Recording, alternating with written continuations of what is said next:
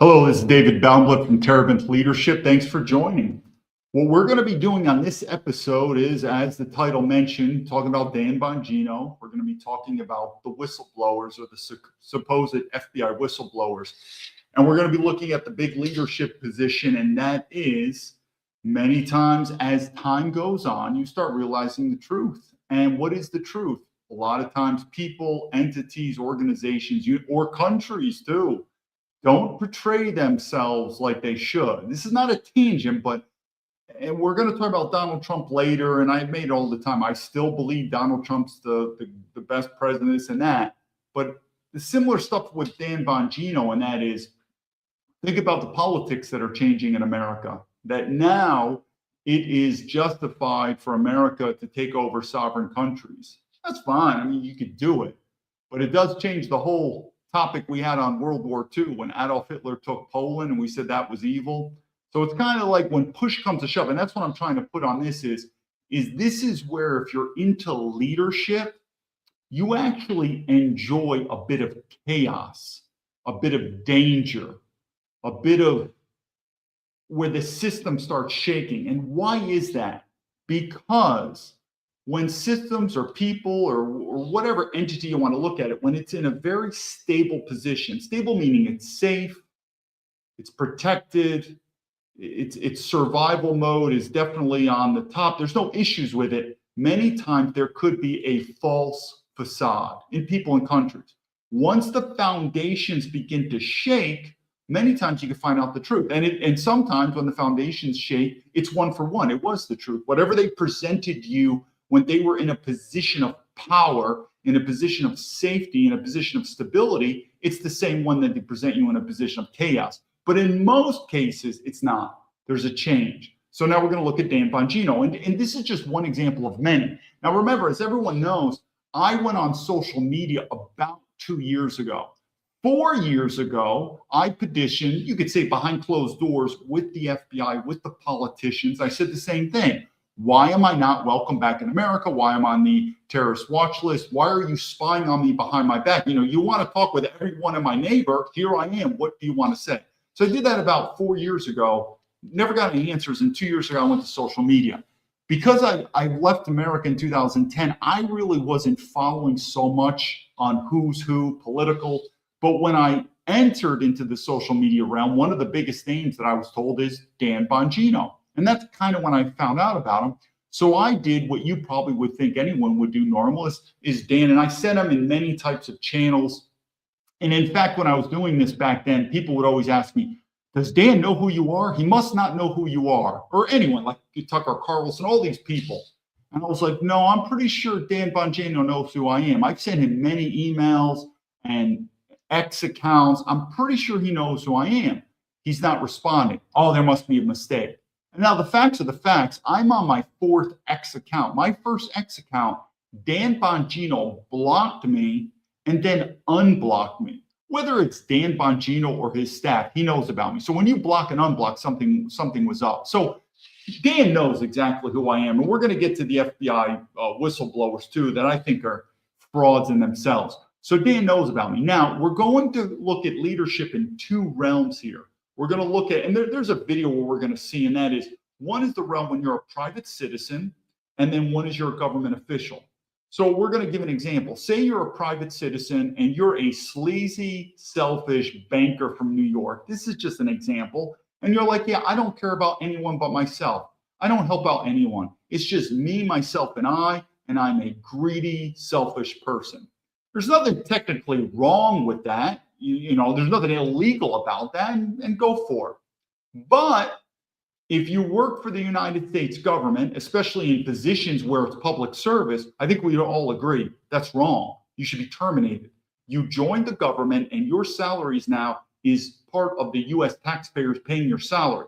You have a duty, honor, country. So no, if you're a military officer, if you're an FBI agent, any of these people, and if you said, yeah, I'm a really selfish person and I don't care about anyone but myself, I think we should all agree that person should be fired. So that's one thing we should agree on, that if you're in your private life, even though you probably should care about people, this is what it is. If you're working for the government on tax, you have a duty now. You have a legal duty to help out other people in general, your U.S. citizens, and you also have a duty to report government corruption, to report it, to investigate it, and stuff like that. So I think we understand there. As a civilian, you technically don't have a duty. When you're working in the government, and I get it, there's different capacities, but still, especially as an FBI agent, as a military officer, these levels, you have a duty now. You have a duty to serve the greater good of the American citizens. You have a duty to report and follow through on government corruption. There's a duty. Now, Shane, damn, I wish I wasn't busy right now. Yeah, Shane, when you let me know, Shane just made in the comments. Shane's had some interactions with these FBI grifters, and we're going to talk about that. So hopefully everyone knows the first part. You're a private citizen, you're a government official. One is you have a duty, you're duty bound. One, you're not, but you should. Okay. The second is, what about if you're a civilian and you've peddled your money on grifting that you're a patriot? And so when I asked for help, I'd never, and I said this many times, I don't go to the far left, I go to the far right. Like I met this guy, Dan Bongino, meaning I met him on social media. He's like, my name's Dan Bongino, I'm a patriot, I support military veterans, I support law enforcement, there's a deep state, and if you tell me, I'll tell you. Okay, well then help me. So meaning that's his persona, that's his principles. So hence, I went to him and I said, listen, I need help, there's government corruption, can you help me, can you report this out? Well, Dan, obviously, he blocked me on Twitter, then unblocked me. He knows who I am. So Dan, though, then went from a civilian into the deputy director of the FBI. I mean, you can't be more part of the deep state than that. Now he's part of the FBI. Now he has a duty. He knows about me. Now he should have responded to me, either him or assigned one of his FBI agents to say, hey, there's this guy, David Baumblatt, former FBI agent. He says he's got FBI corruption report. Figure out what's going on. He didn't do that. That's negligence. This guy's a fraud. So he went in there. And also, you have to remember, people have asked me, do I think the CIA and the FBI are running the world? No. But what do think is behind the people who run the world, I think is just follow the money. People have money. These would be the globals. These would be globalist corporations. This could be foreign influence too, foreign governments. This could be the politicians part of it. But in any type of enterprise, whatever it is, you need muscle behind it. And who is that muscle? That's the FBI and the CIA, along with others. Even something like the Delta Force. I know people are rah with this, what is it, Maduro president. I definitely would look at our intelligence agency and Delta Force from a competence standpoint. It's phenomenal. I mean, unbelievable. But from a morality standpoint, what if a Delta Force said, hey, we just apprehended Maduro for you, Mr. American citizen? I don't know, for me, for what? What for drugs? Drugs is a big deal. I would start out with Mexico, though. And I've always said, seal the borders. Well, we're helping Venezuela people get their freedom. So I think you know what we're getting at is, and that is you need muscle behind this. But you know, and I made the example in terms of the Operation Venezuela and everyone saying rah. You know, okay, competence, great. Morale, I don't know how it really helps Americans, but that's another story. We'll get into that in another video. But the FBI and the CIA, they are part of the muscle behind these globalist networks.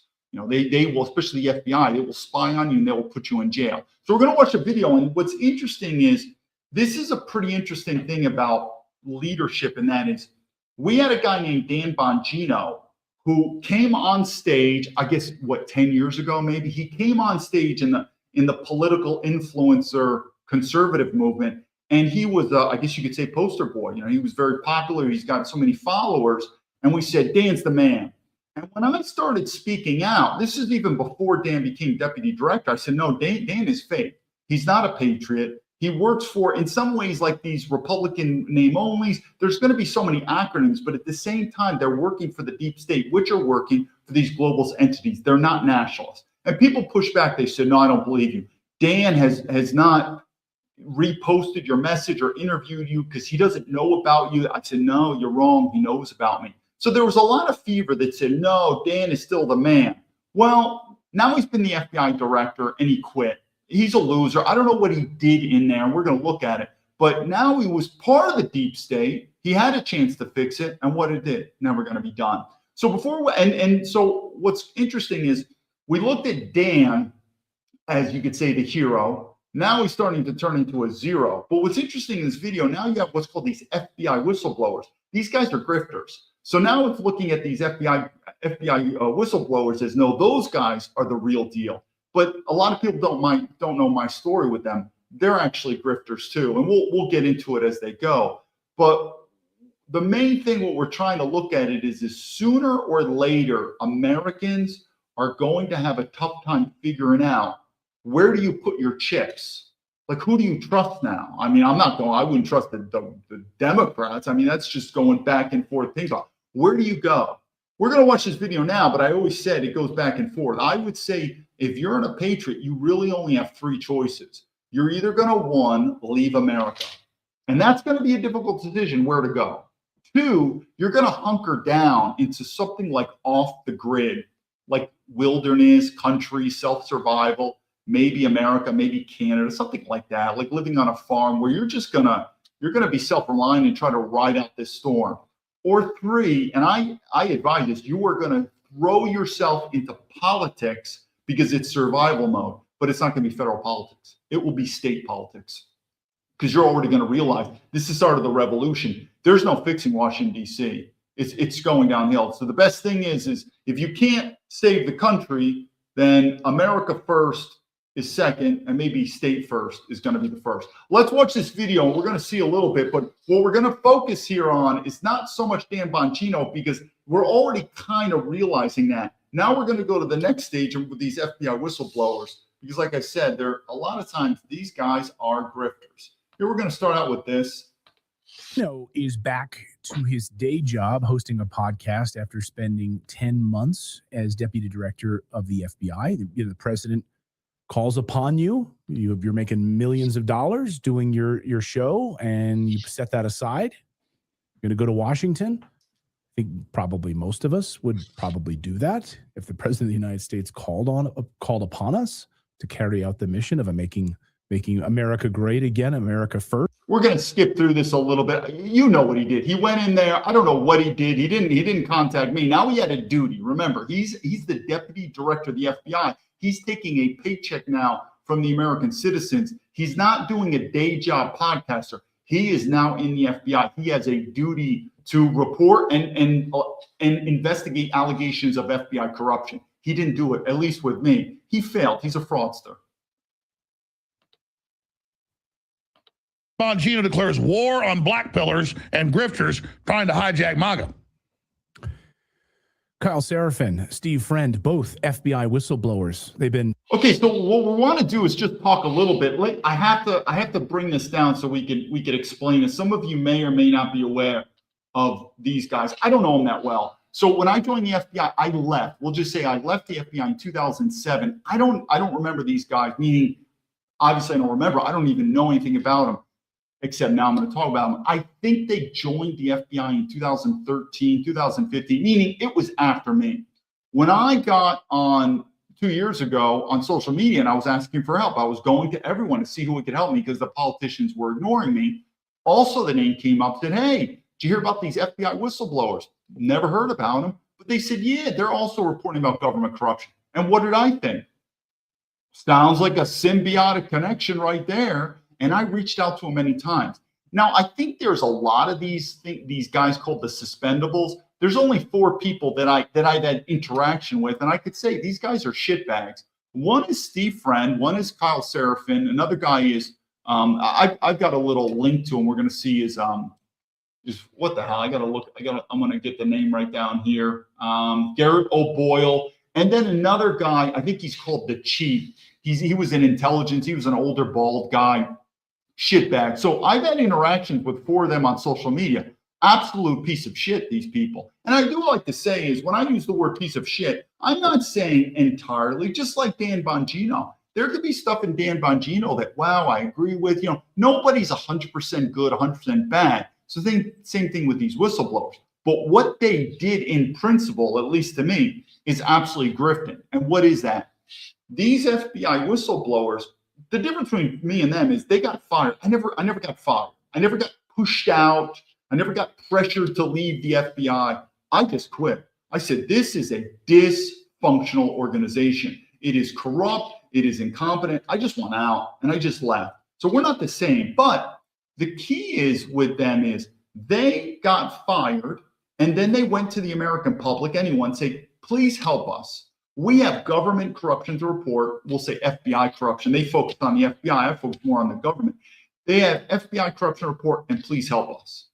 And what did I do? I said, hey, guys, not only am I also a military veteran, a former FBI agent, I also have government corruption to report. One is about the FBI, then about Boeing and Amazon, this and that.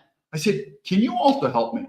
And they said, no. In fact, they said negative things about me. So the question is why? I know Shane made some comments, wish you hear, but Shane's a person who's kind of done his, you could say, his personal investigation into him. It's a very weird thing in terms of why wouldn't they want to help out another American military veteran FBI, former FBI, to report government corruption? Remember, they did not want to quit the government. They wanted to keep taking a paycheck from you, Mr. Taxpayer, so they could keep working for the government because this is the grift, because of duty, honor, country. Really, at the end of the day, their resumes aren't that great. And I've said it many times, 50% of the people in the FBI and the CIA should be terminated today. Their resumes are not that great. None of the suspendables, I thought their resume, they should have been accepted. So it was the best job and paycheck and pension that they could ever get in their lives. So they didn't want to quit, but they're lying to you and saying, we didn't quit the FBI because we wanted to stay in the government because we love public service, we love duty on our country, and we like fighting corruption. Okay, well, hey guys, my name's David Baumblatt. I mean, I don't have to be a former FBI. I don't have to be a former military veteran, but it's important that I'm an American citizen and I have government corruption to report. Can you help me out for the same reason that you asked the American public to help you out? And you love public service, you love duty on our country because you did not stay in the government for a paycheck and a pension. You guys, as you claim, stayed in there because you just love public service and serving other people. Well, can you help me?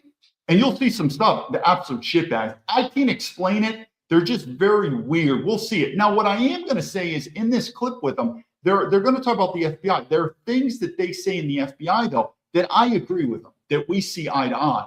But at the same time, we are just not cut from the same cloth. So the reason I'm doing this video now is what I'm trying to do is another layer of leadership that hopefully you've been, I don't know what it's called now. I don't know if it's black pill, red pill, blue pill. This woke thing has now gotten so far, I don't know what it is, but you should have at least now realized, we'll use the word realize, that Dan Bongino, in some way, shape, or form, is a fraud.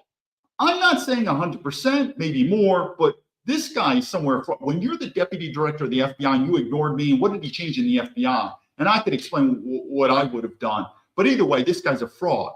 But now you're probably thinking, these FBI whistleblowers, they're the real deal. And I'm telling you, they're a fraud. It's kind of like, I guess it's down the, down the rabbit hole, like how far you go. But these guys are frauds too. Now, I'm not saying they're frauds in everything, but I'm saying in their principles of who they are, I still say they didn't quit the FBI, or the reason they wanted to stay in the FBI, it's the best paycheck and pension they could get. They did not stay in the FBI because they're saying they love public service and duty on our country and helping out their fellow Americans, because they probably would have helped out me. And I'll do examples. So let's see just more of this video. Now, like I said, though, some of what they're going to say about the FBI, and I'll do videos my time, I'm not saying I disagree with them, and we'll talk. So what we're trying to do in this video is to say, listen, people, how far down the rabbit hole are we going to get in America where we don't know who we could trust anymore? So again, Dan Bongino, fraud, but I'm sure there's people, because a lot of people don't know anything about me, and they're looking at this video saying, these FBI whistleblowers, they're the real deal. No, they're very weird.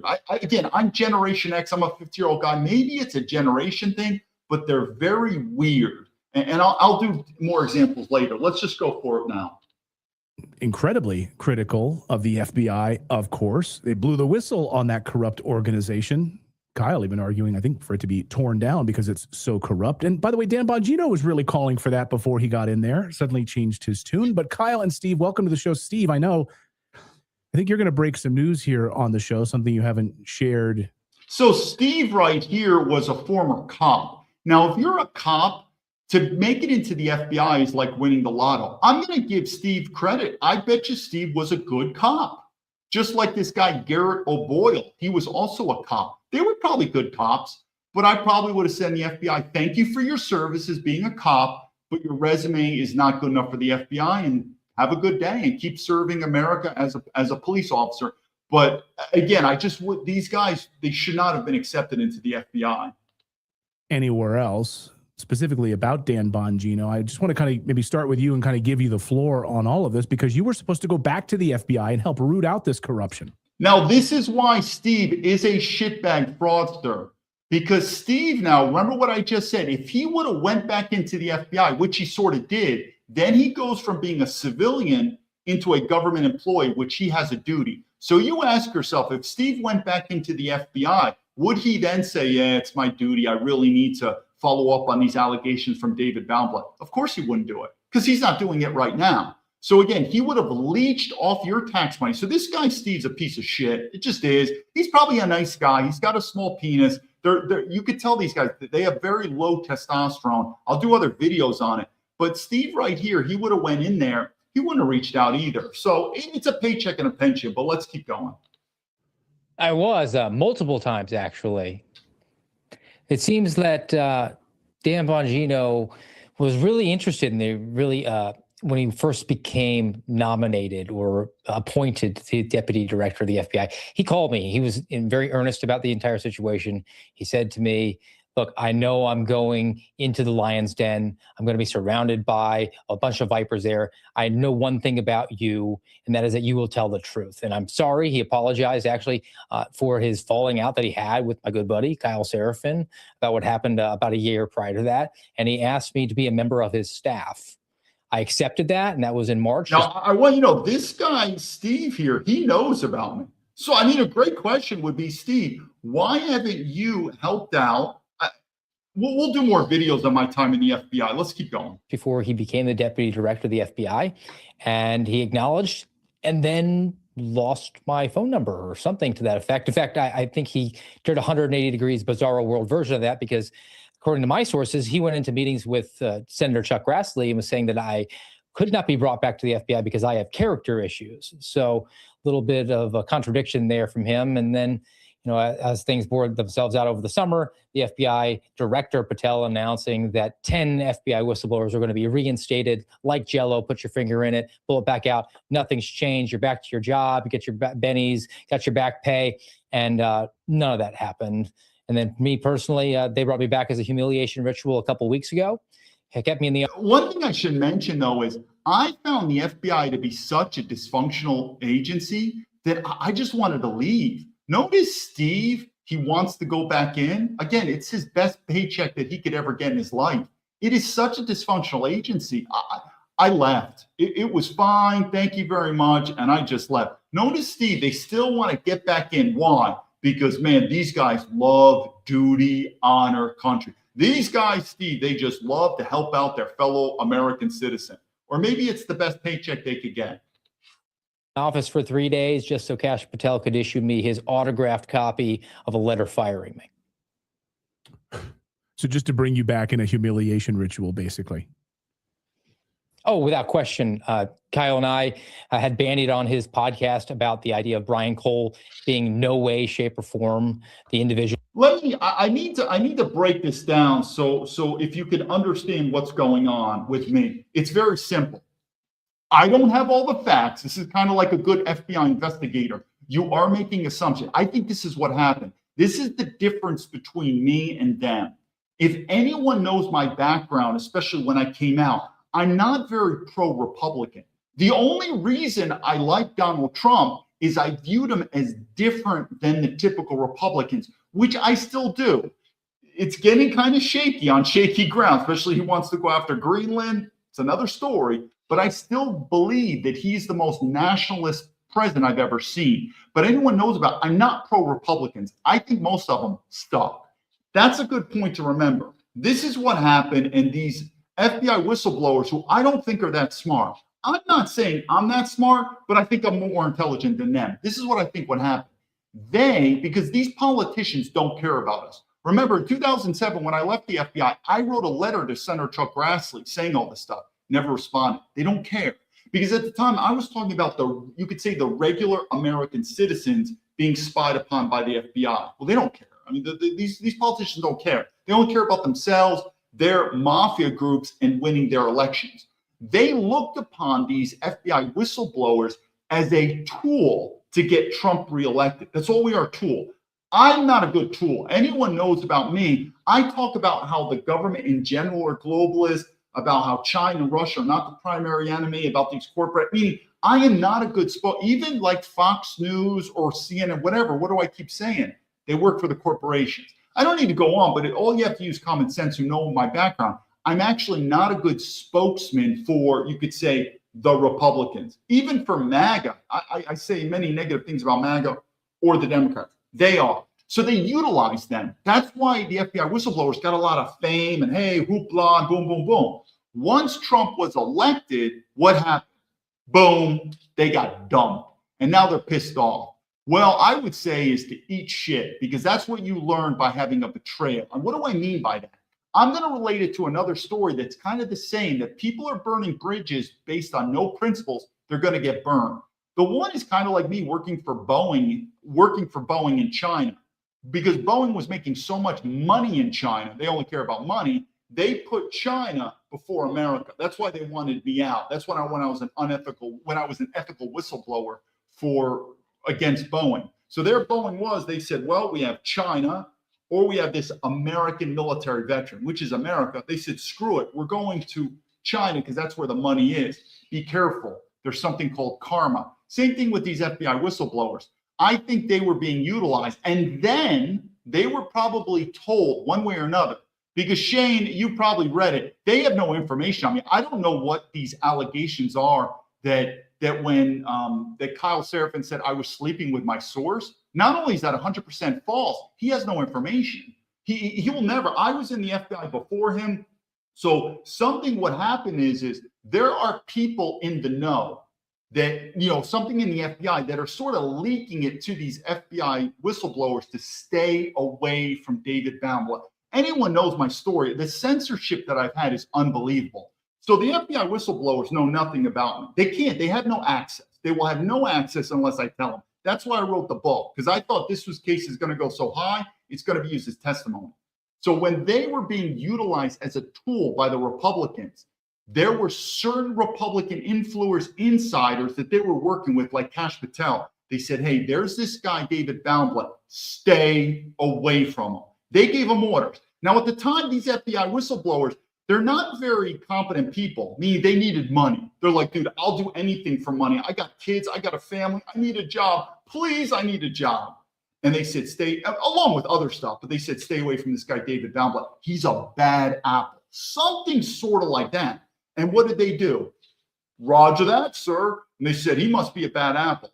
But they know nothing about my case because they'll never have access to my case. The only people who have access to my case would probably be the FBI, maybe a couple people at the Senate Intelligence Committee. But for them, these fucking yo-yo whistleblowers, they have no information on me. So they're making allegations or assumptions out of their asshole. But they were probably told without specifics that this guy, David Baumblatt, is a bad apple. Stay away from him. And they've never used critical thinking or patriotism and say, why? Why is he a bad apple? They just said, that's the only way I could explain it to do it. But these FBI whistleblowers, it's really for the money. Where you got a guy like me that I quit the FBI, I have a lot more bona fides where I have put my principles many times over money. In fact, I'll do an example if we have it here. Let's keep going on. I see some comments. Let's watch the video and I'll read some of your comments.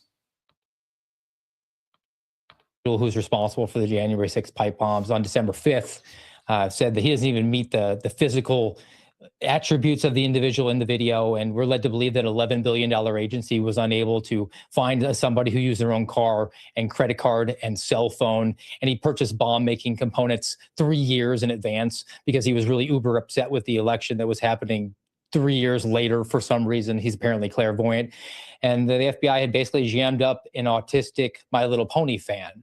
And then within a few hours, my attorneys had communicated with the FBI and they decided to not represent me anymore. The FBI then contacted me on a Sunday night, told me I had to come to work, even though I didn't have a reinstated security clearance.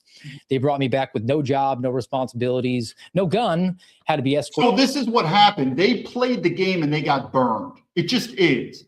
I didn't play the game. In fact, let me just show you why I did what I did. I really didn't want to be. I had a guy called Yoda. That's not his name, but we sort of use the Jedi. I know it sounds geeky. I know it sounds. We use this terminology in the FBI, the Jedi. It just is what it is. I know it sounds corny now saying this, but he was, you could say, my mentor. We'll just say that. It sounds better than saying Yoda. Otherwise, people are gonna not quite get mentor. And he was a seasoned agent. He knew I was getting out, and there were many times that he knew all about me. He's like, listen, David. He goes, I know we already know you're going to leave the FBI. The better safe than sorry. Don't do your whistleblower while you're still employed, because we don't know what type of what's the word, blowback or retribution they can have. You're already going to quit, because I was, and again, just to show you my timeline of quitting, unlike these shitbags, I was going to quit the FBI at the FBI Academy. I wasn't impressed. I didn't quit because I just got out of the military. I didn't know what the hell I wanted to do. And I had some West Point senior FBI people at the academy. And what they told me is true. They said, listen, I know it kind of sucks now, but once you graduate the academy, life gets better. It's true. But once I graduated, about 1 year into it, I realized this is done. I'm leaving. So then I said, what the hell am I going to do? And for all of you guys who served in the military, it's a big job. I mean, you don't know what to do. And like I said, I planned on making a career in the FBI. So it was a big deal. So at the end of my second year, I still didn't know what the hell I wanted to do. So I did what most other West Pointers do. And it is what it is. You apply to grad school. And the reason you apply to grad school is you're hoping that when you're in grad school, you'll whatever, an MBA or law school or something like that, you'll figure out then. So I applied to many schools. And it was 2007 in March, because it takes a while once you apply. So in March of 2007, I got accepted to Harvard.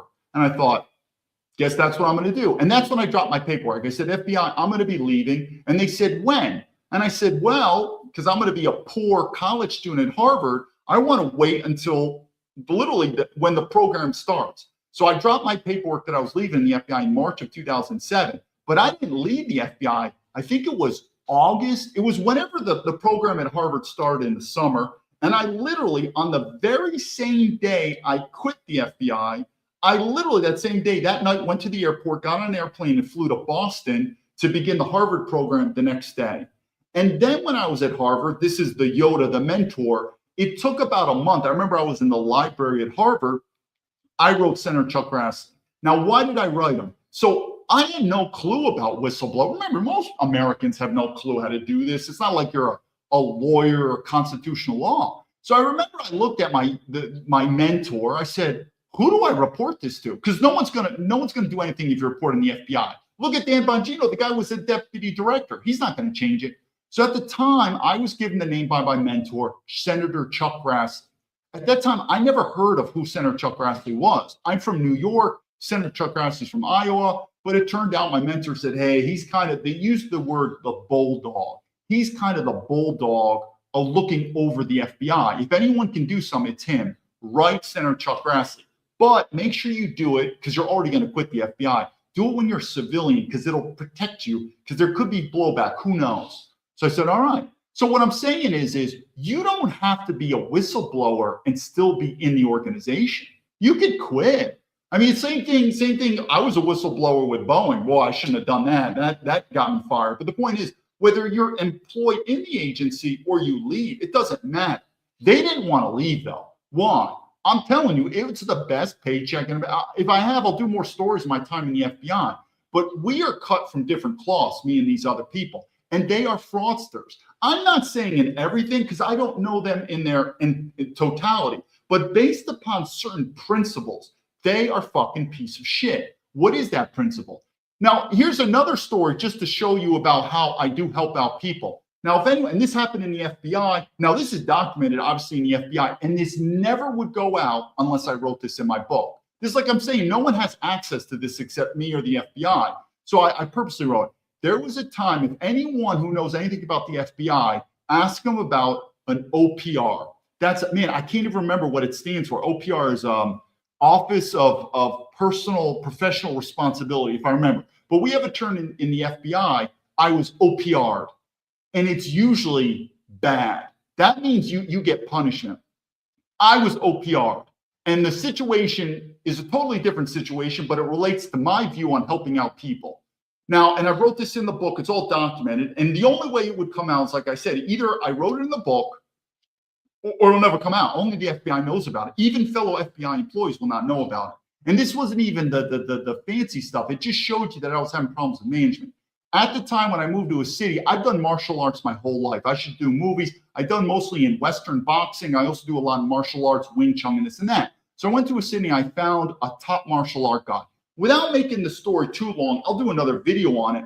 He was a military veteran. And anyone knows about me before, I'm big on helping out military veterans. Notice how this relates to these shitbag FBI whistleblowers. I mean, I shouldn't even have to be a military veteran. You know, you report FBI corruption, they should help you out. But this person was a military veteran. He also was a former criminal, not wanted, but he had a lengthy criminal record. I did a background check. I knew all the crimes. I'm not saying there were crimes that I felt like they were immoral, you know, nothing pedophilia, but he did some violent crimes. But he did his time. He did his time. You know, there were no warrants. Anyway, he was opening up his new martial arts business and he needed help. I lent him $8,000 of my own money. Never got it back. Now, as a new agent, what happened was he was getting into more trouble, and I was helping him out with my credentials at the FBI. If you read the book, you'll know what I'm talking about. But anyway, the FBI thought it was a bigger deal. They assumed also that there's no way a brand new FBI agent would lend someone $8,000 of their own money unless there was some criminal activity. Because they interviewed, they said, you're telling me you met this guy in a matter of 2 months and you lent him $8,000 of your money. And you don't, and they're asking, well, where'd you get that money? That's a lot of money for a brand new agent. I said, he's a former military veteran. You know, we got in a relation because he was teaching me martial arts. I really felt he was a good person. He got, what's the word I'm looking for? He got a bad deal in life. There were a lot of things I related to him. He needed the money to open up his business. There was no illegal. They were thinking that the money was used for illegal purposes. Never, not even close. It was literally sent to him, and I never got a dime back. So what am I trying to say here? And I can, if anyone wants, I wrote it in my book, people. I'm not hiding anything. I'll do a video on it. But what I'm trying to say is this. If anyone knows who I am, I would help out someone in a heartbeat.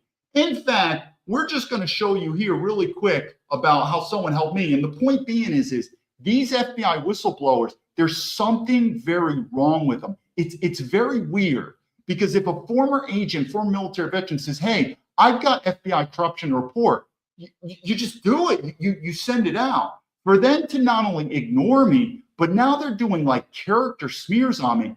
I don't know. There's this guy, Shane. It's the weirdest thing. For instance, I'll just do an example on something that really should be so simple. And let me do one thing. Let me just go here really quick. I'm going to do share right here. Hopefully you can see this. And the reason why I want to do this, I kind of want to say thank you.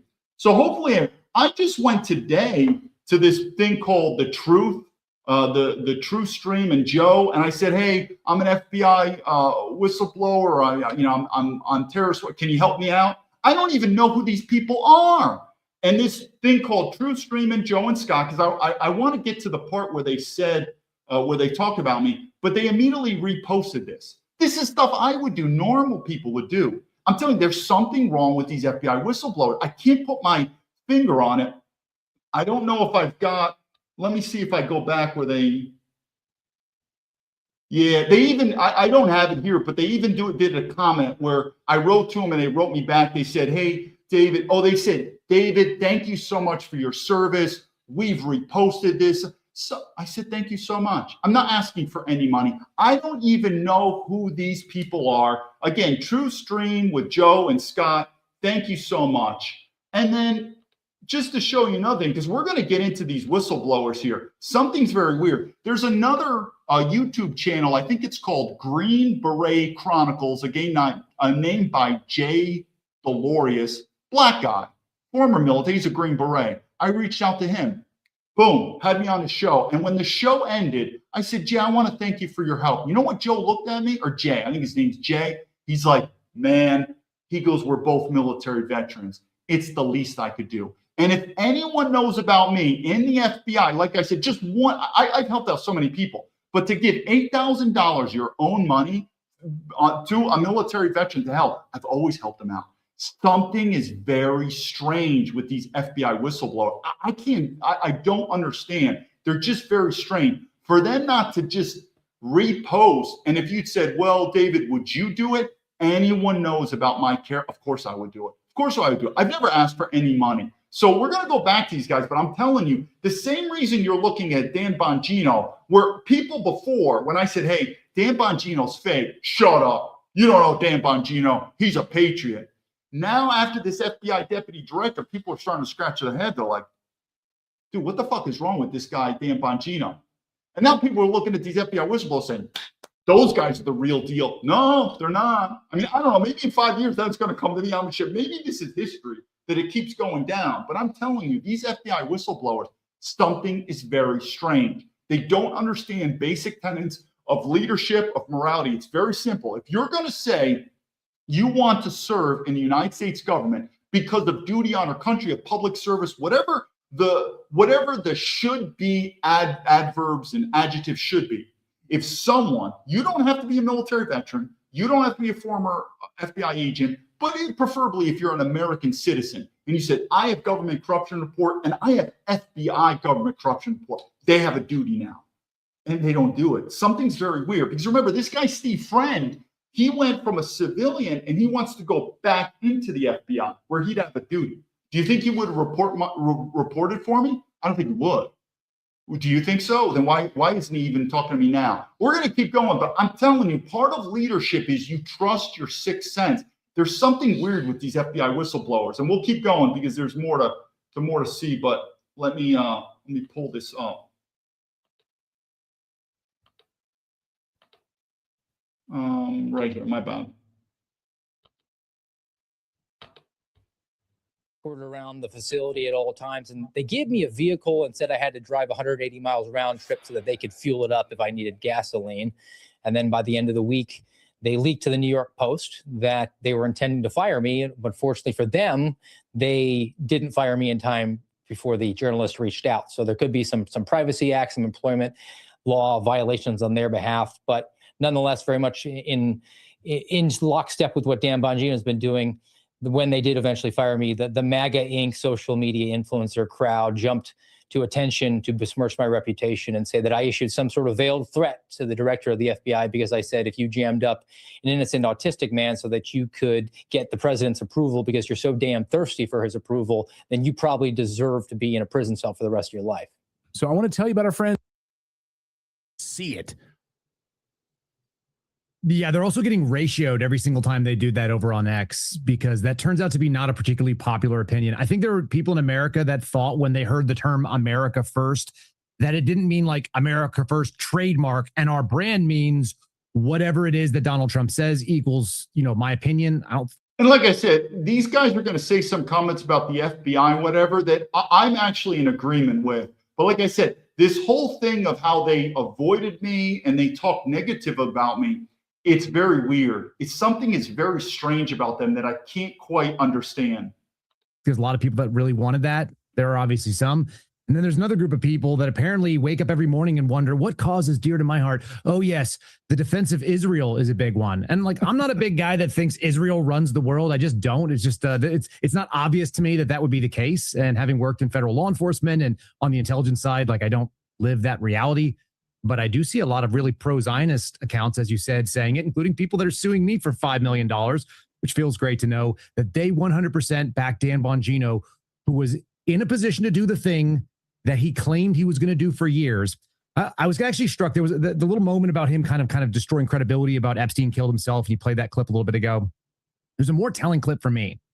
And he did it at about the same time. I think that one was in April. I want to say that was in April or May of last year. And he went on Fox and Friends. It was just after the Maria Bartiromo thing. He did the solo sit down with Lawrence and whoever. Well, in a way, Leadership 101, we'll talk about Dan Bongino. Everyone knows for Leadership 101, what is your mission? What is your objective? So, Dan, you went in to be the deputy director of the FBI. Remember, it's part of the deep state. You're the number 2. You were there for 10 months. What was the objective? And did you accomplish that or not? What was 10 months? I think it was just a fucking merry-go-round. And then him, like the FBI grifters, started thinking about money. And he's like, man, I make too much money doing my podcast. This deputy director job sucks. I want to make money. That's what I think he did. Otherwise, what was the mission that you wanted to do in the FBI that you feel you accomplished it in 10 months and left? Otherwise, then yeah, you are a failure. Other people are on the couch. And he goes, when we got to the Hoover building, some people came up and they took us by the arm and they said, essentially, thank God you're here. There's all this corruption and we want to help you. And they showed us the secret room where the burn bags were and they showed us the files. And I went, what kind of dummy are you? Like, you don't know how source handling would work? Like, they played you. They came up and they sent somebody who said, you're the guy for the moment. We want to help you out. And now we're going to handle you. And it sounds like he just willingly got handled. And all of that is to go to a previous point that you made, which I'm going to disagree with. If the president of the United States calls you up and asks you to do a job that you're not capable of doing, if you don't have the qualifications, the background, the requisite experience, we're going to try to go to some more parts, let me see what he said. I've shared it with your audience before, but Clayton, there's a system called the rabbi system at the FBI where it's the person that you basically grab onto the tail of and you follow that manager up the chain. And so they're kind of like your sponsor or your patron within the bureau. And you need to know who is who's rabbi and who follows, who's the acolyte of who, because most of the people that they ended up promoting over the last couple of years, whatever it is, year and a half now coming up,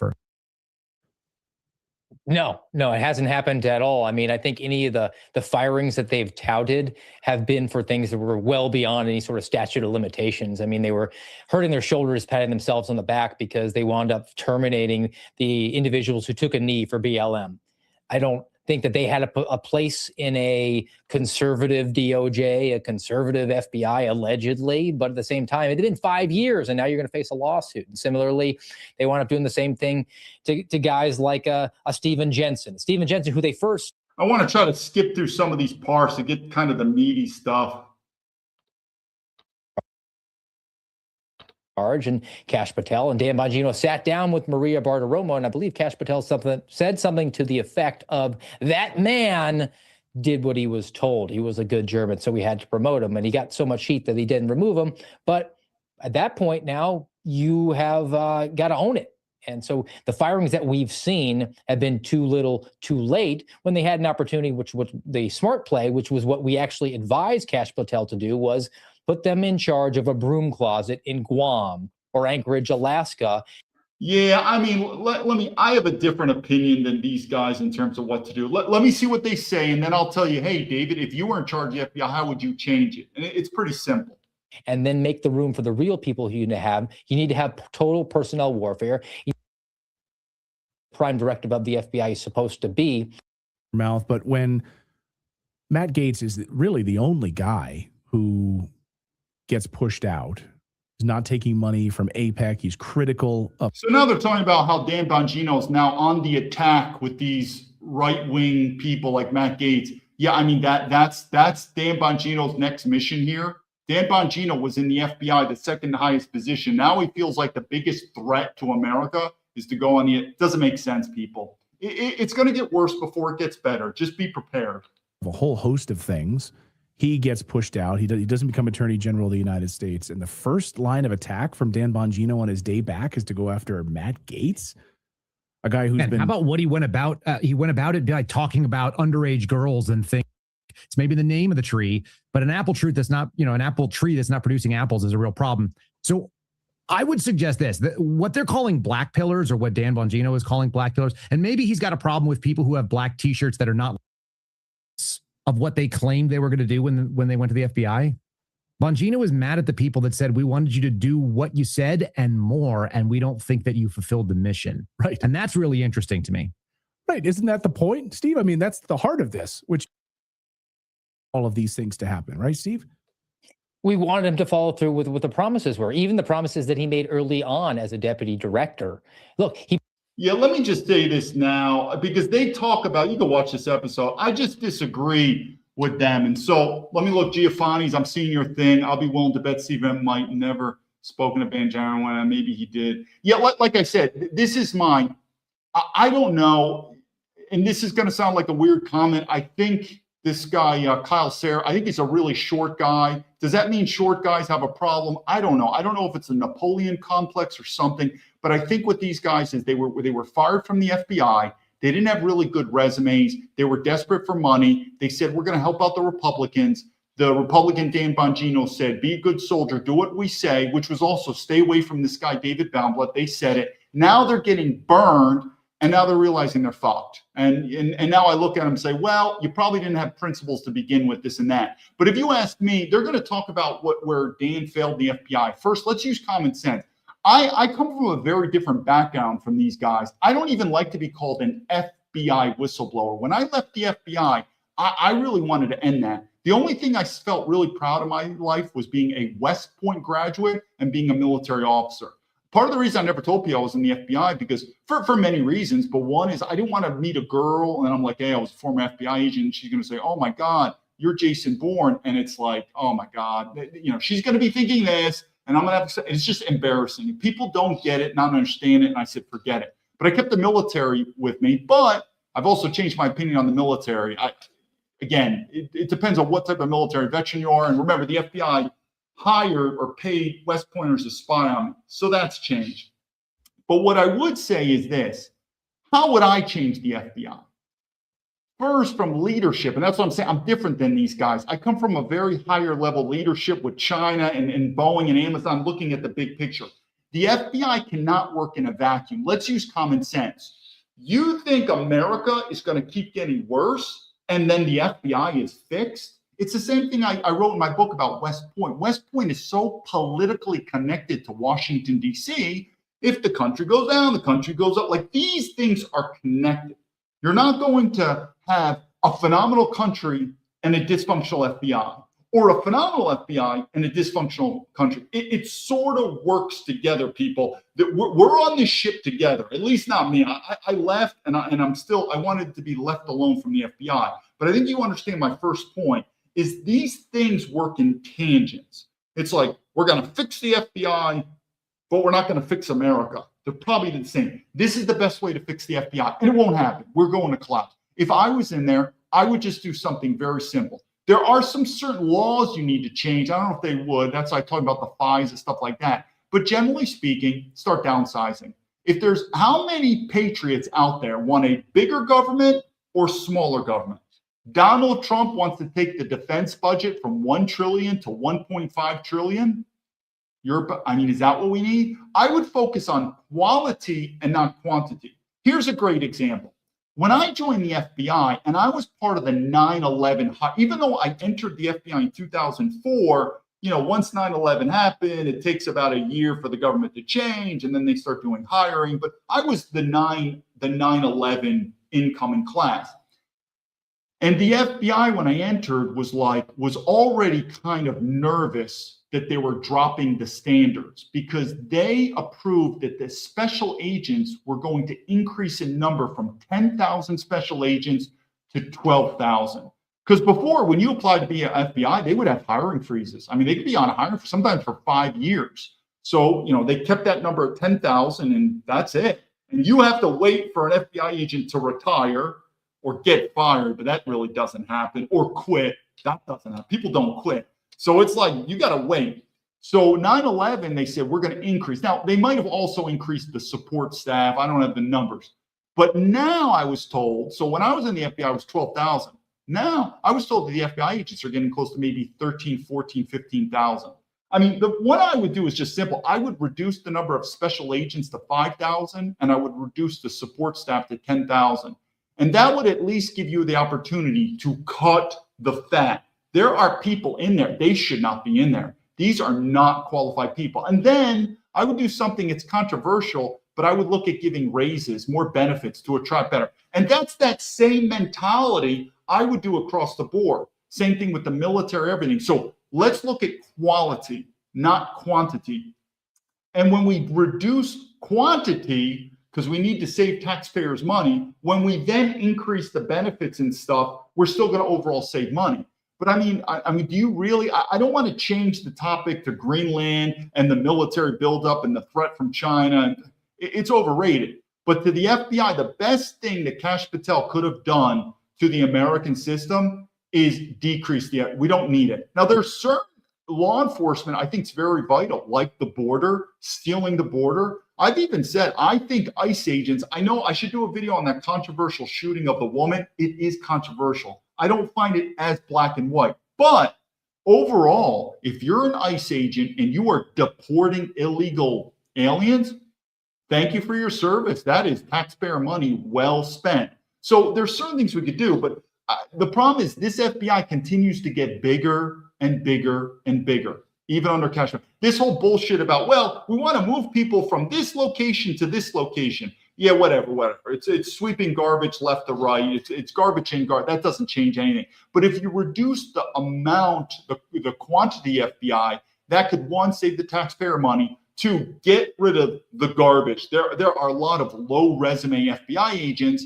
And then maybe you're not necessarily putting a burden on the American citizen. You focus on the real foreign threats. I mean, that's one thing. But either way, you have to use common sense. You're not going to fix the FBI unless the country is fixed. It's very difficult to see that. Like, wow, our FBI is doing great now, but our country is falling apart. That's probably not going to happen. So what do I still predict? This ship is sinking, people. And for the same people that said, no way, man, we got this guy named Dan Bongino. He's going to go in there and he's going to not do a damn thing.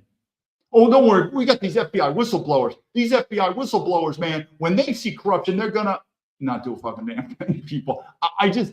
It got so bad, and I'll do background on me, on my ability to conceptualize. There was training that I've done that I'll go into about leadership, but when I look at America, I still don't see any other scenario, and I'm pro-Trump, even though he's definitely getting interesting. I still, my money's on that. So I go back, we're going to see the FBI thing, but you have to use that common sense. Do you really think you're going to fix the FBI, but not fix America? The same thing with West Point. It's too entangled with Washington, D.C. So fixing the FBI and fixing America are kind of going to go the one-on-one. And do you think you're going to fix America? Collapse, revolution, civil war. That's my prediction. So I don't have a hope in fixing the FBI. So I'd say the best thing to do is just start defunding it, and let's start putting more of the burden on on the American man. Give them guns, protect. Who's most responsible to protect the women and the children? The men. I mean, maybe we start delegating, and this is notice I talk about federal law and state law, where even maybe the state government says, screw Washington, D.C., it's time to start taking care of ourselves. That's probably what I think. I think a lot of patriots would say probably it's time to start downsizing, even our military. But anyway, we're going to go back to it, but we have to use that common sense. Do you really think you're going to fix the FBI, but not have America fixed? Probably not. Probably not going to happen. Not leadership 101. Promised things that were not attainable. He promised to give us the Dobbs leaker, which isn't a federal crime, but he promised it. Did he deliver? No. He promised to give us the White House cocaine, which apparently was investigated by his old stomping grounds at the Secret Service, and there was no delivery on that. And then we got the crowning achievement. He promised to give us the January 6th pipe bomber, and can't help but notice when he's touting all of his achievements. He effectively stopped all crime in America, according to Dan Bongino and Kash Patel, even though those statistics are completely manipulated. All the record number of arrests are them just taking credit for ICE deportations that they happen to have an FBI agent on the task force or somewhat in the vicinity, or local crime that they're taking credit for. He didn't tout the January 6th pipe bomb arrests, which is what they had to have a celebratory press conference about on his birthday, because he's pretty comfortable that they got the right guy. Meanwhile, we know what happened. I'll skip around. Like I said, Dan Bongino failed. And if he didn't fail, then what was his mission? What was his objective within 10 months? again, my biggest thing, literally, if I went into the FBI and said, listen, what I'm going to do is I'm going to downsize the FBI, downsize, and then put more responsibility on the American man, or you could say states to protect themselves. At least that would be one thing. Just our government is continually getting bigger and bigger and bigger. And who's going to pay for all that? It's going to come out of your tax money. Hope you've got gold. Hope you've got, oh, by the way, too, another video, but I keep, I'll stay for another day. I'm tracking the Chinese renminbi, the renminbi or yuan with the American dollar. Dollar's not doing so good. So all these Americans like, man, I want big military. I want big FBI. I want big CIA. Okay, well, enjoy big inflation and a big tax burden. Your podcast is you say you're going to go after the same people that all these like pro-Zionist accounts, all of these Epstein binder people attack on a regular basis. The Tucker Carlsons, the Alex Joneses, the Candace Owens, the Matt Gateses of the world, and you go after those people. Is Alex Jones right? That's the way to rehabilitate your image? Overweight, middle-aged black woman handing me a folder and saying, just hang tight and then we'll get with you later. And I thought, all right, let me rewind. I think to go there, but I've got mainstream outlets, like the 3-letter outlets that you're familiar with on all the legacy media, kind of asking me like, hey, I saw that guy walk into court that they arrested and he doesn't seem to walk the same way. And what do we think's going on here? And I said, well, I think that it was exactly what Dan Bongino used to say. Podcast Dan said one thing, and now you got FBI Dan saying the other thing. What we've recognized is that people who come out of the Bureau, they kind of go one of two ways. And I think Steve Friend would back me up on this statement. Some people look at falling in line with the FBI as their responsibility because they think their credibility is now inextricably tied to that agency. And so you get that a lot from the retired agents, or what I like to call the former agents group. You guys can do the acronym yourself. Have you ever felt that? Have you ever?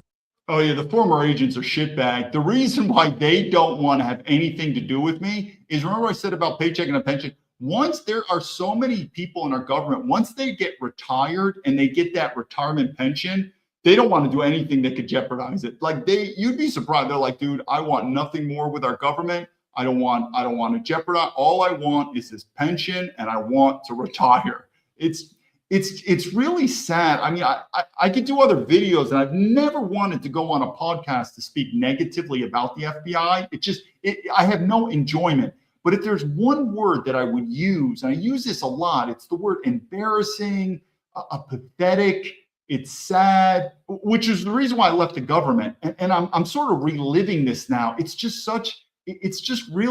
embarrassing in many ways. Felt that tendency? I mean, you guys are former FBI. Have you ever felt like, hey, I'm going to go on my show and have you ever felt that pull? No, I never felt that from day one. I went to the FBI and I was disappointed the first minute I got there. And I thought, well, maybe it'll get better. But the first minute I got there was like an overweight, middle-aged black woman handing me a folder and saying, just hang tight and then we'll get with you later. And I thought I was going to get smoked. I thought I was going to be like the way I'd gone to new units in the military, where they were going to put me on my face in my blues and I was going to destroy my suit. And, it was going to be like an aggressive training exercise and physical fitness, and they were going to test me from minute one. I thought I was going to get punched in the face by ninjas hiding behind me, and that never happened. It was always gentle. It was always collegiate. And even in the first week, they're out there teaching you things about how federal service works, and here's where your benefits are, and we're going to slowly get to the real training thing. And the training was all kind of mediocre. The firearms training was really, really good. I thought the tactics was kind of light. I should mention that. I always speak negatively about the FBI. Like I want to come. So in the FBI Academy, it's broken up into kind of 3 parts. There's academic. We learn about law. I mean, the FBI is basically you're a lawyer with a gun. I look at it as a government law firm anyways, but a third of the FBI is academic, mostly legal training. The other one is tactical. You might have heard of Hogan's Alley, sort of that tactical. That's where you learn self-defense, like all that stuff, how to do arrests. And then a third is solely firearms. I have to admit it, the firearms was really good. Now, I grew up in upstate New York. I was born in the city, but I moved upstate New York, and my father's an avid hunter. So I hunted my whole life. So I used mostly shotguns. It's mostly shotguns. I didn't use that much rifles, so I was doing a lot of small game hunting. So I was used to shotguns, and then I was in the military.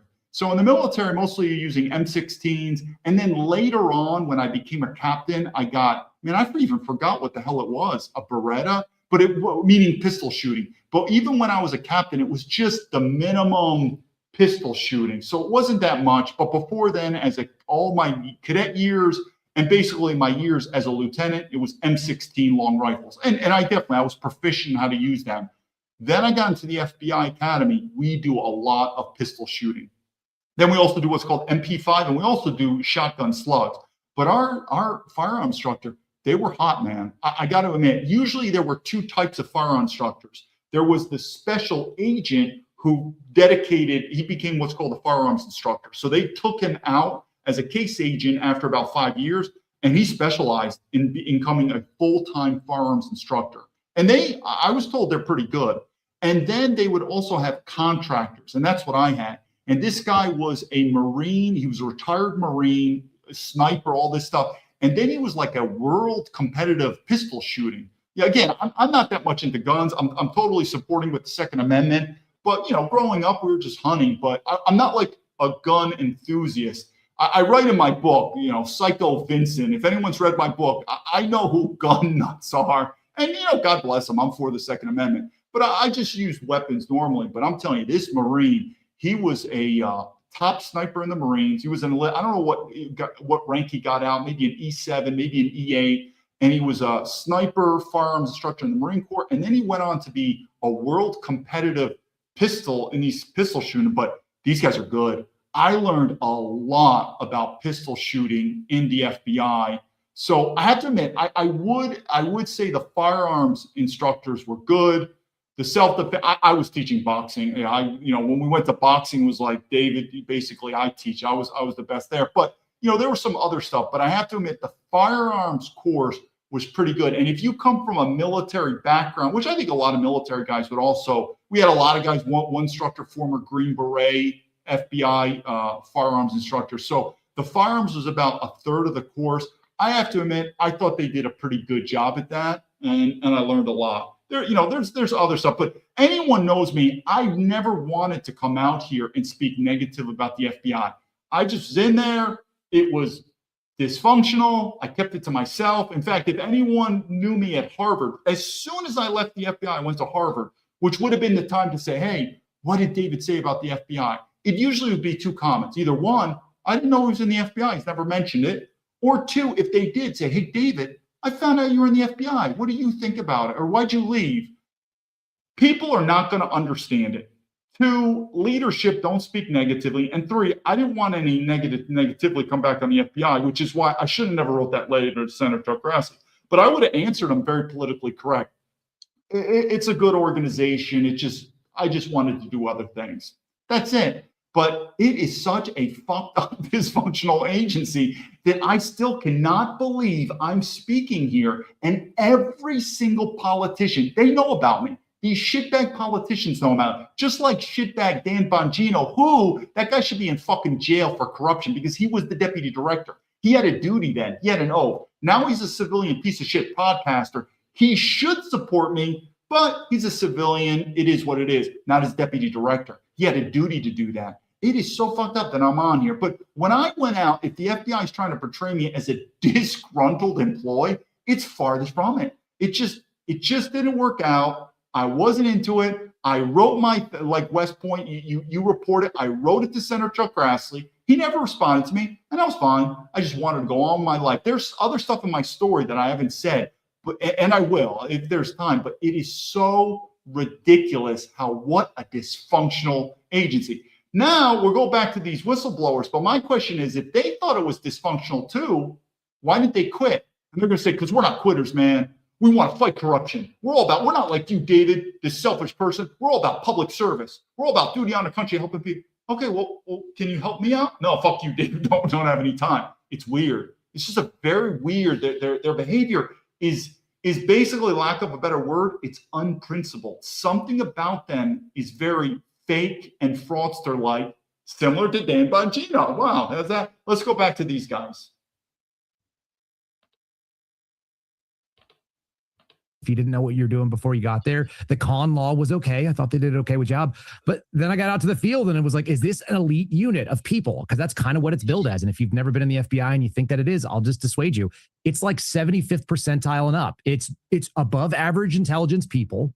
Steve Friend is like a top 0.25% of the FBI when it comes to intellectuality and his ability to string words together. It's not common to run into a Steve friend. So it's not surprising to me that Steve is a whistleblower and the other guys that I met were, because we weren't like the other people around us necessarily. Like, I never needed the FBI for credibility. It was just a job that I started when I was 35 years old. Yeah. And I think the reason that they all get sucked into it is because a lot of people come in at that 25 or 26 or 28, and it is their identity. And when they lose the badge, they've got nothing else. Dan should have been better than that. I mean, what's the point of having FU money if you don't know when to say FU? Steve, what do you? Yeah, Ranger Bob, I saw your comment. I can't remember. Obviously, in the FBI, the Glock, that's what we're using. But the reason why I think pistol shooting was much different in the FBI versus the military is in the FBI, that's your weapon. I was a captain. I was at a you could say a Pentagon unit, U.S. Army European headquarters. And so we didn't even carry around our pistol. The FBI carry around almost all the time. And all I remember was going out to the range for the typical qualification. I never received that much training there. I received a lot for the M16, always. A lot of training, boot camps, cadet, West Point. But I just don't remember. I can't even remember what pistol it was. It was just like, hey, Captain, here's your pistol. Boom, boom, boom. I just remember hitting, and then it was like, okay, give us back the pistol. And, and then they put it in the armor. So I just don't have remembers. And remember, I left the military after 5 years, so I was only a captain for the last 1 year or 2 years. I forgot when it was. But anyway, it just, to me, I think now for my buddies in special operations, that's different, because in special operations, you're using the pistol as not your primary weapon, but as significant. But when you're a staff officer like I was, I think it was just to check the block to say, okay, did the captain go out there? Did he qualify on his pistol? He did. Okay, send him back. Give us back the pistol. So I don't remember it. But at the FBI Academy, it was a big deal. You better know how to use it, because that's going to be your primary weapon. Can I chime in on something? Oh, you go ahead. Well, can I chime in on something real quick? Just on the Dan Bongino thing, what you're talking about, the credibility of authority in that kind of falls flat really fast when you think about the fact that, like, if he'd have gone through the entire 4 years of the Trump administration, at the end of it, then he went and did this. Well, then he's like, yeah, I weathered that storm. He bailed after a year. That credibility is ruined. In the military. Most people in the military have deployed longer than Dan Bongino served in Washington. Yeah, we're going to skip. It's just pathetic. How Dan Bongino now is back on podcasting and he's going to save himself. Let's see how this goes. He's a fraudster. Let me just go through here quick. 2026, he's going to say, look, I solved crime, and really, I can't talk about it. I've got an NDA. So other than my victories, which are artificial, we really need to focus in on the midterms, which is one of what's called a climate survey in the Bureau, where we decide whether or not you're a good manager. Okay, so let's go to this one. We know what he's going to say. This one, we just want to see, and I just want the audience to tell me, is this just kind of weird to you? So this guy's Mark Dice. I find Mark Dice to be pretty funny. I've been watching him when I first got on.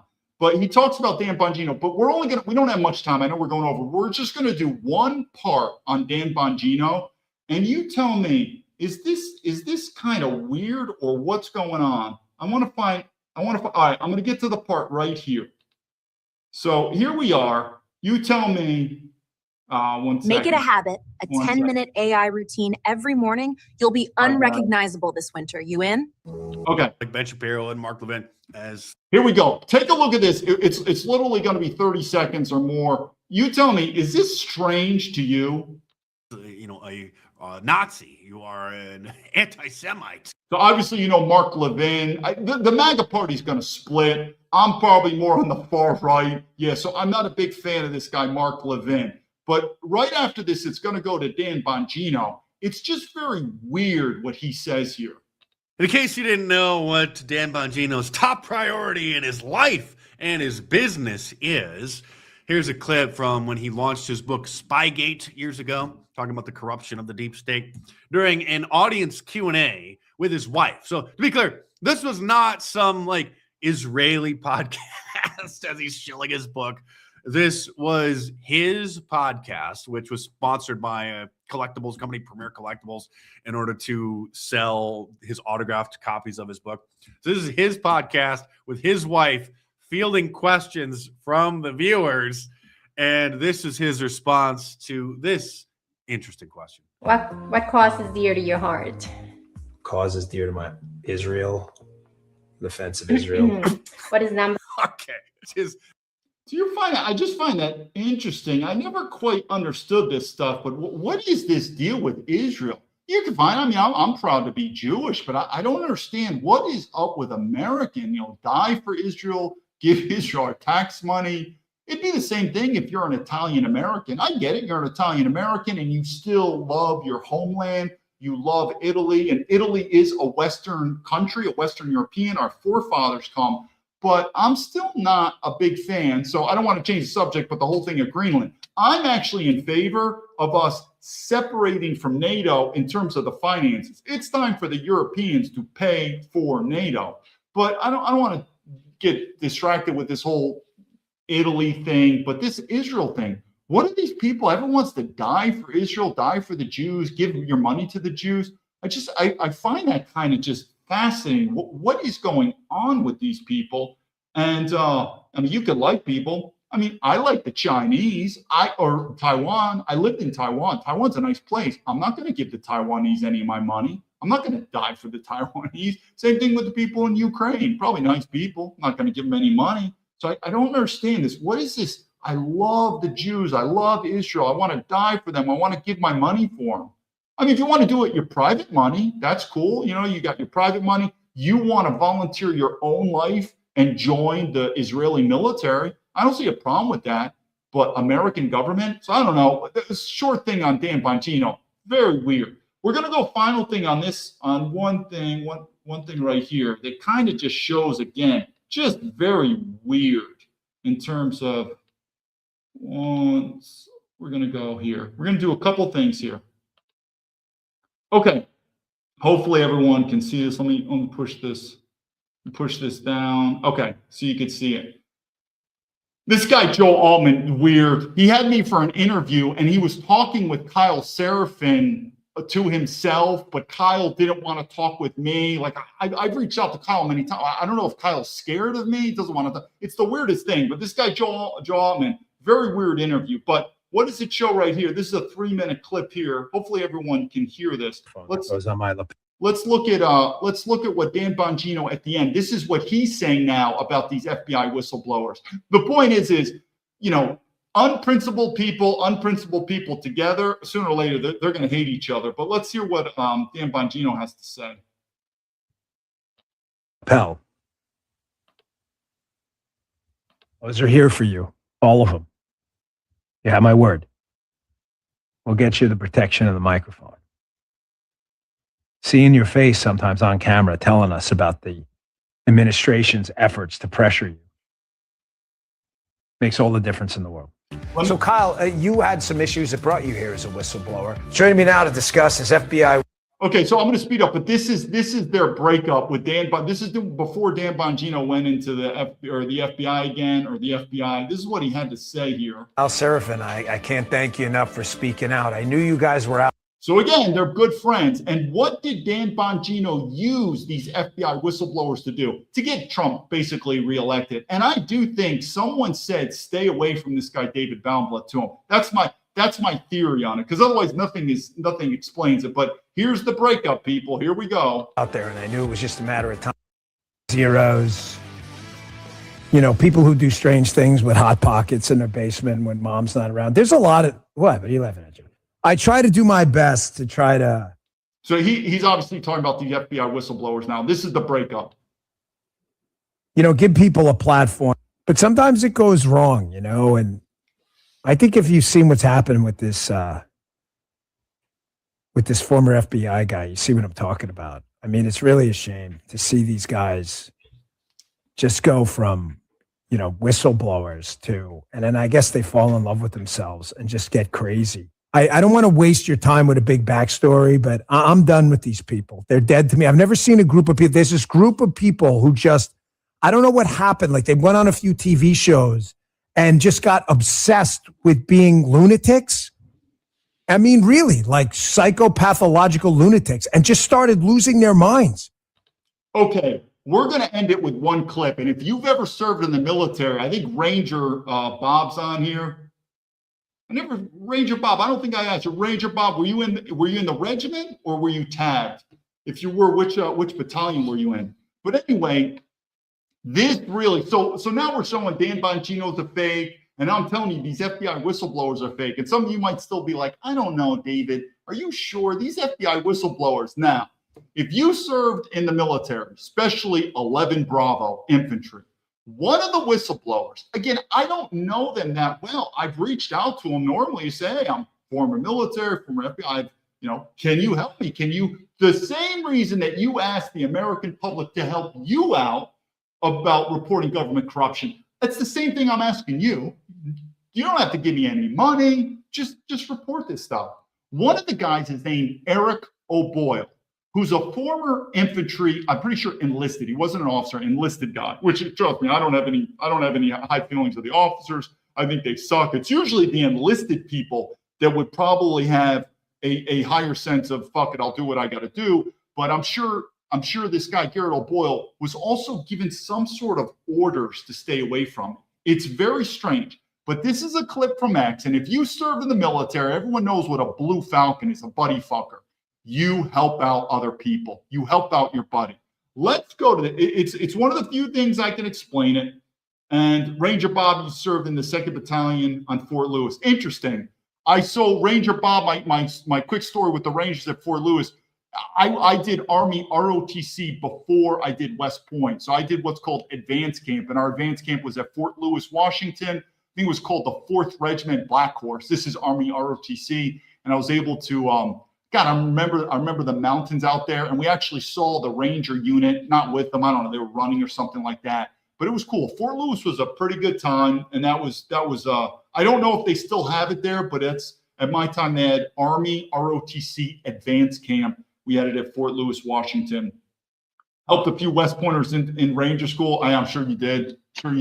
So Ranger Bob, I want Ranger Bob to look at this. This doesn't make sense. It's very, very strange. So here we go. Let's share this. I just decided to share this because as a military veteran, I said, this is the most fucked up thing. This is the deep state. The only thing I could answer is they were told, and Garrett O'Boyle could be a good soldier following the orders.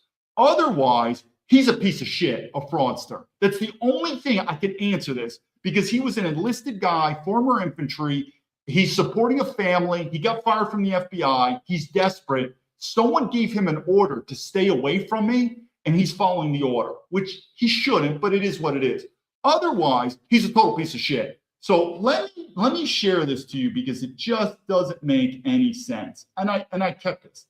So this is my Twitter. Now, I hope you see, I hope everyone, let me make sure the screen's on here. Let me go down here, which makes it a little bit better. So this is a whistleblower. His name's Garrett O'Boyle. And notice this is what I wrote here. I said, I don't know who this fucking guy's commanding officer was. He's probably a shitbag West Pointer for all I know, because Garrett doesn't understand leadership. So if you see what Garrett, I'm going to hold this off. First, Garrett writes about Christianity, which is great. But I think we all know everyone's a Christian. Now, I don't know what a Christian is. Everyone it's like the girl. She's like, hi, I just had a gangbang with 100 guys, but now I'm a born again Christian. Like we also like to, everyone's a Christian now. But I'm Christian first. So here's Garrett O'Boyle. He says this, take no part in the unfruitful works. He's a military veteran. He, has no fear. Get it? Sounds good to me. We're going to go slowly. There's a guy named Ken Sorensen. I hope you see this. I don't know Ken from anyone. When I was on Facebook, I'm now censored on Facebook. I'm suspended. I met this guy, Ken. Ken is not a military veteran. He saw my story and he goes, this is fucked up. And Ken has been sort of helping me out, sort of like this guy, Shane. Shane's on here too. That sometimes you get a follower that says, man, this is wrong. So Ken, now I've already reached out to Garrett many times. Garrett has totally ignored me. Ken decides to reach out. Ranger Bob, let's have Ranger Bob from the military. So this is what Ken writes. So Ken writes, a desperate plea to Garrett O'Boyle for David Bell. Garrett, I advocate for, and he does. And this guy, Ken, is helping me out. And thank you so much, Ken.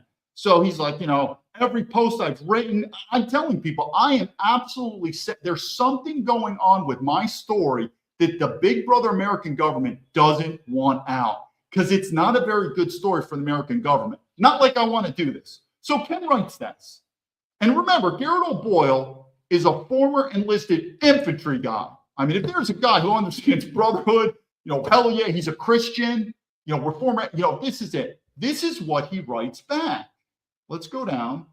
Ken, or Garrett, you lost me at Garrett.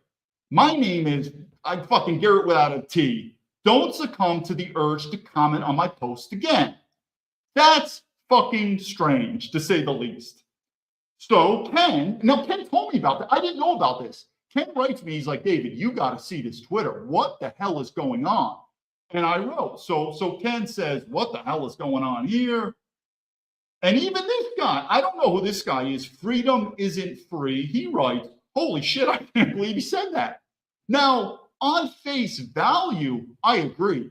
It is so fucked up. I believe he was told, someone from higher has said, censor this guy, David Baumblatt, stay away from him. I think I write back, and so this is what I wrote. I said, I'm amazed as well, but I am used to it by now. I knew this.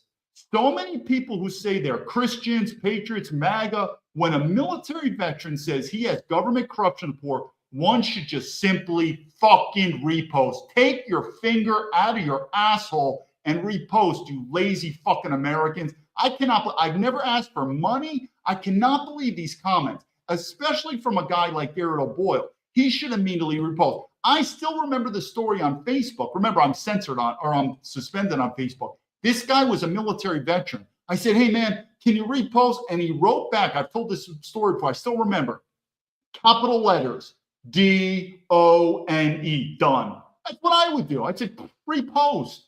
Garrett doesn't even repost, something strange. I don't know if I wrote, so then there's other parts that I rewrote, but the point is before this happened by Ken, I'd already written these guys. Again, let me take this down.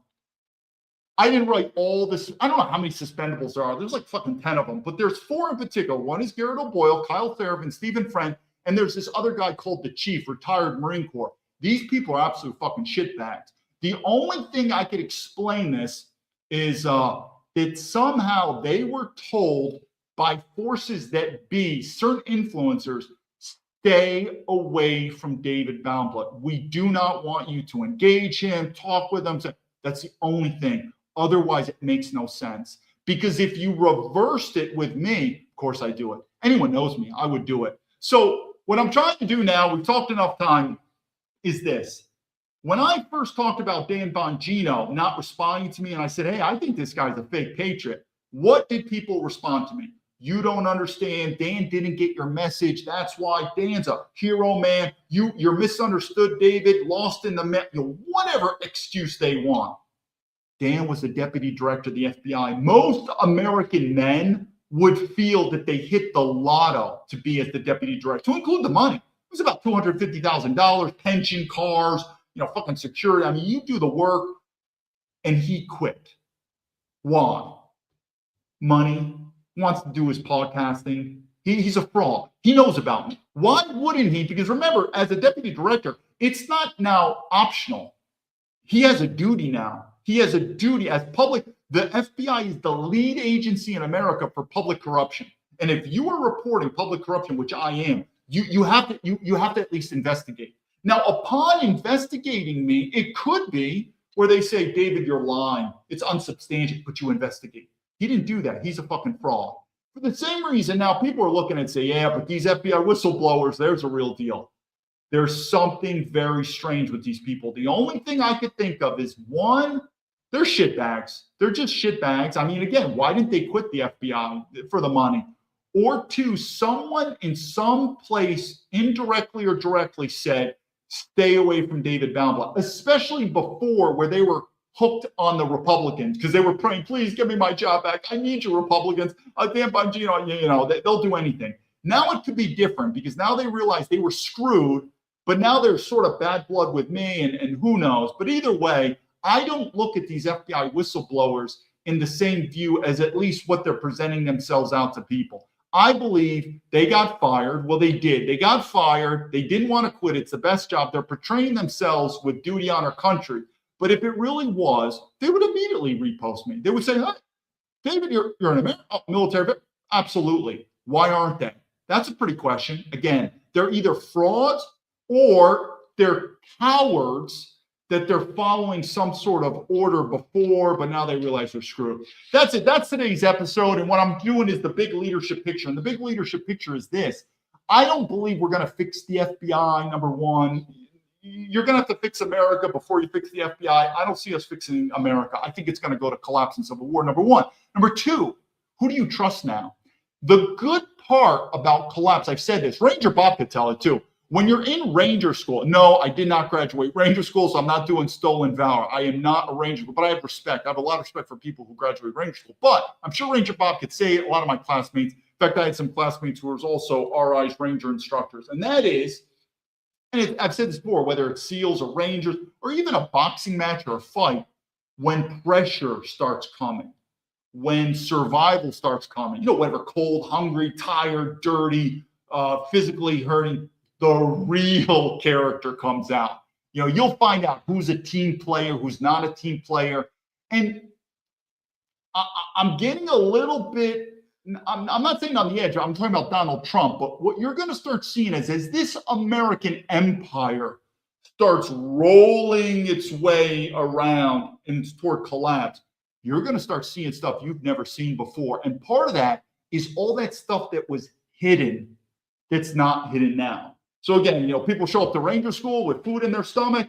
They're freshly showered. They got plenty of energy, and they're like, "Hey, buddy, how are you? How are you?" And everyone's friendly. Yeah. Once that training goes, people could start getting grumpy, and that's using an understatement. And that's the same thing what you're going to see in America, where when America before was the land of milk and honey, hey man, we're one big family, we're one big team. Come on, man. The rule of law, everything's working good. And now America is going to start getting more dysfunctional. And you're going to start seeing more people like Dan Bongino. You're like, dude, I thought this guy was good. I feel like he's a fraud and this and that. This is what happened. The cracks are starting to form day and day and day. And you are going to start seeing the real deal come out. And that real deal is you're going to start seeing negative stuff come out. It could even be with Donald Trump. We'll see. But you see it all. But until this American empire stops collapsing, which it won't, you're not going to fix the FBI. You're not going to fix the CIA. You're going to fix all that. You got to look at the big picture. That's why I never wanted to be an FBI whistleblower. I'm reporting on the government. What I saw with Boeing and Amazon in China, this is something big, people. The FBI are being peanuts. There is something bigger that's coming, that this country is being run like a globalist corporation. And I don't think anything's stopping this. It could get bigger. But anyway, that's today's episode. Let me just look at some last comments. Jay Mitch says, I believe the CIA is controlling the FBI at this point. I mean, I could talk about my deals with the CIA and the FBI. Like I said, I definitely believe that the CIA and the FBI are the muscle behind it. Totally agree. But they're not the ones pulling the strings, people. The people pulling the strings is find the people who have the money. BlackRock, people talk about Israel, corporate. All I would say is wherever the money is probably a good idea who's pulling the strings. But I view the FBI and the CIA as the muscles, the henchmen, the people that will execute orders. I'll buy that for $1. But I don't know. I just never found my time in the CIA or the FBI that these people were that smart. I think Elon Musk is smart. I think Wall Street's smart. I think Silicon Valley. I mean, there's some Amazon, people in Amazon or Boeing. These are really smart people. But I just don't view people in the government to be that smart. But there are people that need to execute the orders, and that's where the FBI and the CIA will come in. Okay, I think that's it. I saw Ranger Bob in there. I don't think we have any other questions. Bongino stabbed Seraphine in the back. Yeah, I mean, this whole Bongino thing, I'm just looking at comments. I think I got the pictures of their kids, maybe basically background. Mark Levine, the deep state. We'll see where this thing goes, people, but it's going to get worse. Until then, I really appreciate your support. And like I said, the reason what I'm trying to do is why I came out. One of the reasons is a bit of the canary in the coal mine. There's not many people with my experience that have lived in China, that have come from the government background, that have worked in these corporations. And I keep saying over and over, this system's going down. And I would say the same thing. The biggest threat to this system is this globalist entity. And it's comprised part by the government and part by the private sector. But at the end of the day, before you could say save America, we have to define who is America. I said before, my best guess is Christianity, European, and freedom. That's the best guess I have. But it's getting harder to ask. But until you can answer, who are we to save? The answer I describe it is a globalist corporation, and it's not looking good. It's going to get worse. It's going to get better. So in the meantime, do you really think we're going to fix the FBI? Did you really think Dan Bongino is going to fix? No, he left. He wants money, just like a globalist corporation does. It's all about the money. Dan said, screw this. I want to go make some money. Same thing with these grifter FBIs. They didn't quit because of the money. They're probably not talking to me because some type of threat for their money, they're sick, something like that. It really comes down to the money. Why? We don't really have principles anymore. I view America as a globalist corporation, and Trump is really starting to make it known. Another video, him wanting Greenland. Okay, we'll see how that goes. But either way, let me just do another thing with J. Mitch. Thanks for your time, David Baumblatt from Terrapin Leadership. To all the Patriots out there, stay strong, stay principled, whatever that is. If you want to go to the Bible and get it from Jesus Christ, that's a good start. But you have principles. Without principles, you can't have leadership. Until then, Godspeed to you. Lead to victory.